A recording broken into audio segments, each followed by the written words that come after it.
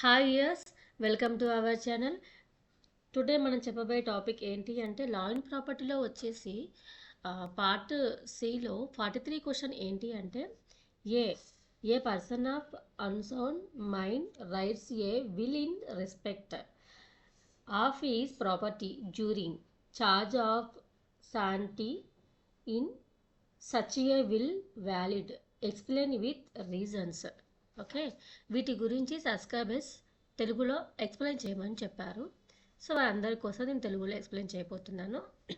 ఏంటి అంటే స్వస్థత లేని వ్యక్తి రాసిన వీలునామా యొక్క చెల్లుబాటు వీలునామా చేసే సమయంలో ఆ వ్యక్తి యొక్క మానసిక సామర్థ్యంపై ఆధారపడి ఉంటుంది. వీలునామా చెల్లుబాటు కావాలంటే చట్టపరమైన అవసరం ఏమిటంటే వీలునామా చేసే వ్యక్తికి టెస్టమెంటరీ సామర్థ్యం ఉండాలి. అంటే వీలునామాను అమలు చేసేటప్పుడు వారు మంచి మనసుతో ఉండాలి. కీలక చట్టపరమైన సూత్రాలు ఏమిటి అంటే ఫస్ట్ వన్ వచ్చేసి కింద ఉన్నాయి చూద్దాము.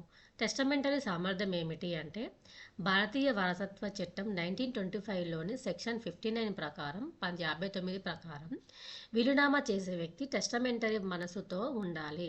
దీని అర్థం వ్యక్తి తాము పారవేస్తున్న ఆస్తి యొక్క స్వభావాన్ని, లబ్ధిదారులైన వ్యక్తులను మరియు వీలునామా చేయడంలో వారి చర్యల ప్రభావాలను అర్థం చేసుకునే మానసిక సామర్థ్యాన్ని కలిగి ఉండాలి. నెక్స్ట్ పాయింట్, ఒక వ్యక్తి వీలునామా చేయడం యొక్క ప్రాముఖ్యతను అర్థం చేసుకునే సామర్థ్యాన్ని దెబ్బతీసే ఏదైనా మానసిక రుగ్మతతో బాధపడకపోతే టెస్టమెంటరీ సామర్థ్యం కలిగి ఉన్నట్లు పరిగణించబడుతుంది.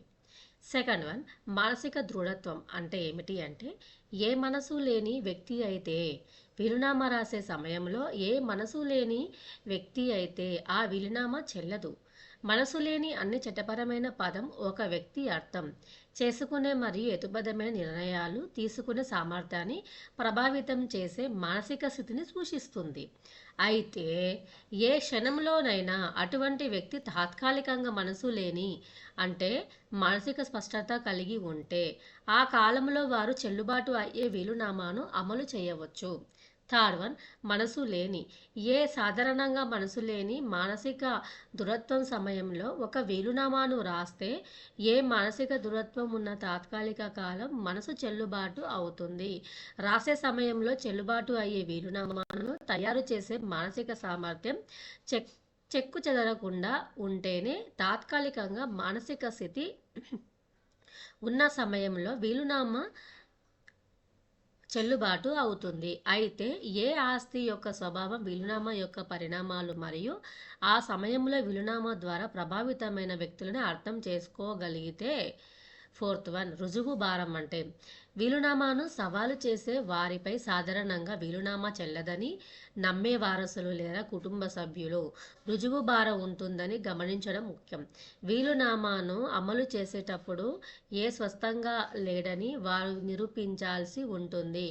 నెక్స్ట్ పాయింట్, మానసిక స్పష్టత మరియు దృఢత్వం ఉన్న కాలంలో వీలునామాను అమలు చేస్తే అమలు సమయంలో ఏ యొక్క మానసిక స్థితిని వైద్య రికార్డులు వీలునామా చేసినప్పుడు అక్కడ ఉన్న సాక్షులు మరియు మానసిక స్పష్టత వాదనకు మద్దతు ఇచ్చే ఇతర ఆధారాల ద్వారా రుజువు చేయవచ్చు.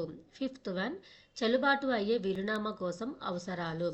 వీలునామా చెల్లుబాటు కావడానికి భారతీయ వారసత్వ చట్టం కొన్ని లాంఛనాలను నిర్దేశిస్తుంది. అవి వీలునామా రాతపూర్వకంగా ఉండాలి.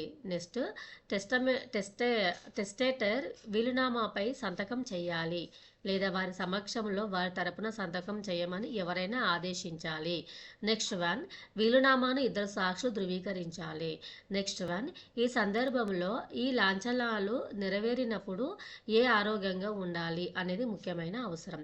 ముగింపు ఏంటి అంటే మనసు లేని వ్యక్తి రాసిన వీలునామా రాసే సమయంలో ఆ వ్యక్తి మానసికంగా ఉంటే చెల్లుబాటు అవుతుంది. తాత్కాలిక మానసిక స్థితి మానసిక స్పష్టత సమయంలో ఏ వీలునామా రాస్తే మరియు ఏ ఆస్తి యొక్క స్వభావాన్ని మరియు దాని పరిణామాలను అర్థం చేసుకోవడానికి అవసరమైన మానసిక సామర్థ్యం కలిగి ఉంటే వీలునామా చెల్లుబాటు అవుతుంది. అయితే వీలునామా రాసే సమయంలో ఏ మానసికంగా బలహీనంగా ఉంటే ఆ వీలునామా చెల్లదు అయ్యే అవకాశం ఉంది. అందువల్ల ఆ ఏ వీలునామా రాసే సమయంలో అతని మానసిక స్థితి దాని చెల్లుబాటును నిర్ణయించడంలో కీలకమైనది. మరియు వీలునామాను అమలు చేసేటప్పుడు ఏ మానసికంగా